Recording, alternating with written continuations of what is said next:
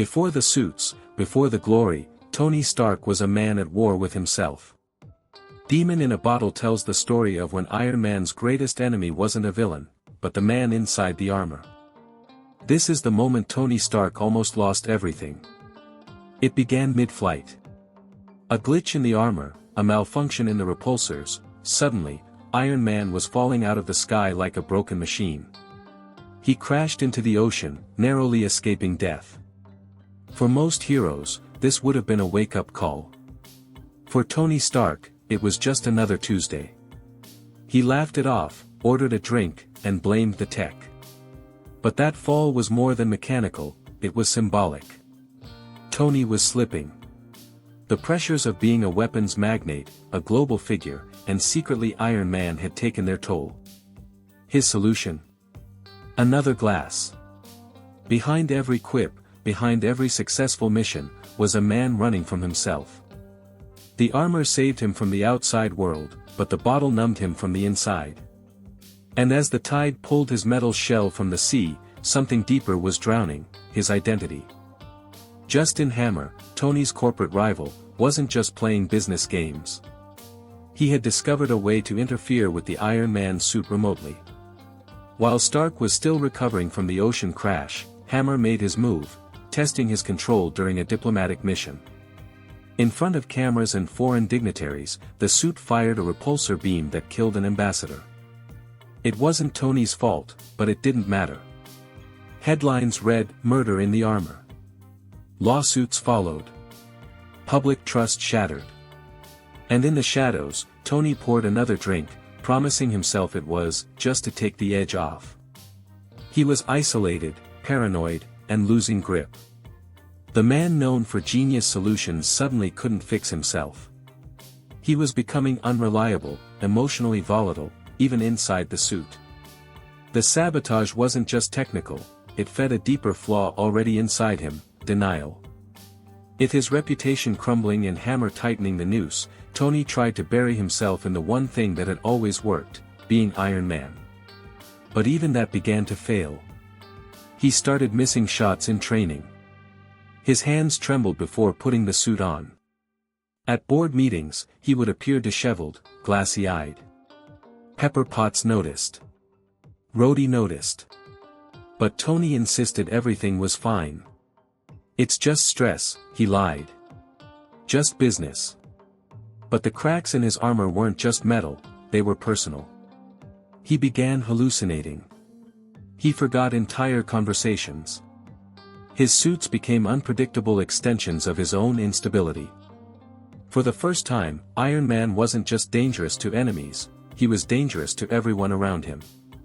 The mask was no longer hiding the truth. It was becoming a reflection of it. Tony withdrew. No more press conferences. No Avengers meetings. No late-night calls returned. He drank in silence, locked in his penthouse, the world outside muffled like static. The liquor stopped being a celebration. It became routine.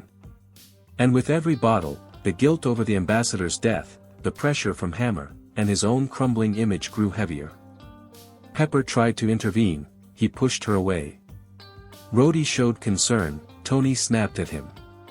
Alone, surrounded by suits that couldn't protect him from himself, he spiraled deeper. He justified it, "I work better with a drink." But the truth? He wasn't working at all. He was hiding. He wasn't Iron Man anymore. He was just Tony Stark, a man scared, ashamed, and broken.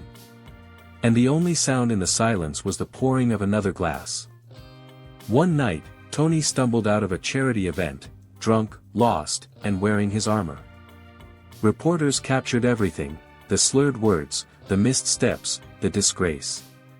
Stark Industries' stock plummeted overnight. The world watched their genius billionaire fall from grace. But for Tony, that wasn't the worst moment.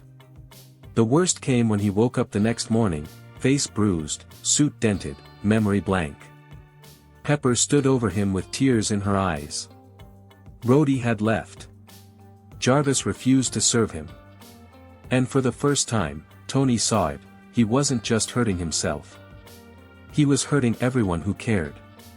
The armor was supposed to protect the world. Now it protected his self-destruction. He looked in the mirror, not at Iron Man, but at a stranger. This was his rock bottom. And it was finally time to choose, get up, or stay lost. Tony did the impossible, he asked for help. He locked himself in his home, gave the staff time off, and told Pepper he needed to face it alone. The next few days were agony. Tremors. Hallucinations. Vomiting. He went cold turkey, sweating out the poison that had numbed him for so long. But with every hour, his mind cleared a little more. He remembered what it felt like to be sharp, focused, human. He reread blueprints.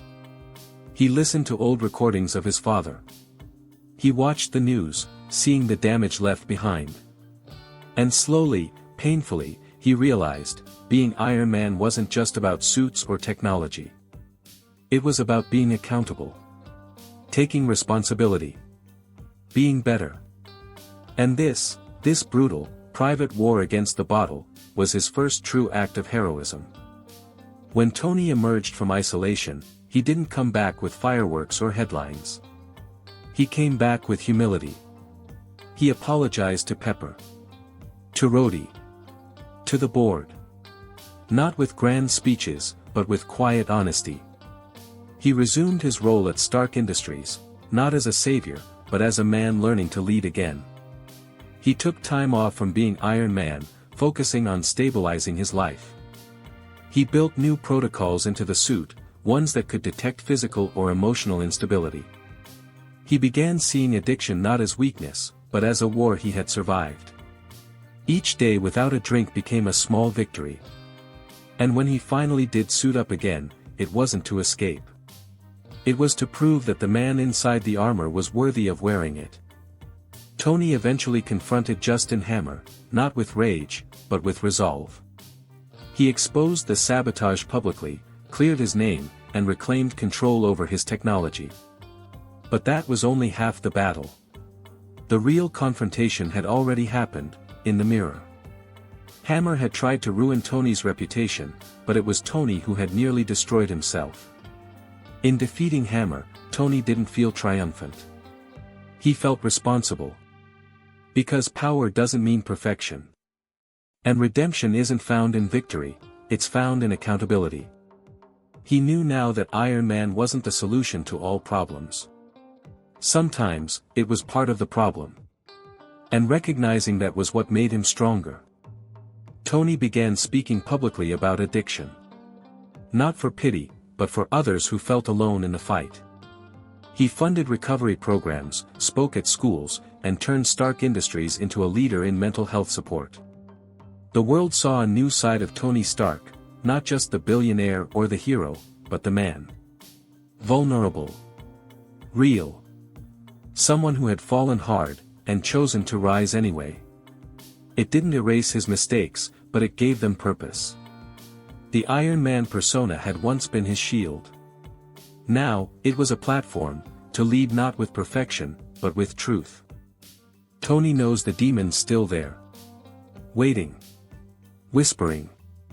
Every success, every failure, is another chance for it to crawl back in. But now he recognizes it. Fights it. Lives with it. Not as a curse, but as a reminder of who he is. Demon in a Bottle wasn't just a story about addiction. It was about what happens when a man with the power to build anything realizes he first has to rebuild himself. The world will always see the suit. The blast. The flight. But the real power of Iron Man, is the man who chose to get up again. And that's another page in the Heroic Chronicles. If you enjoyed this story, leave a like and subscribe for more untold tales from the world of comics. There's always another hero, another villain, and another turning point waiting in the shadows. See you in the next chapter.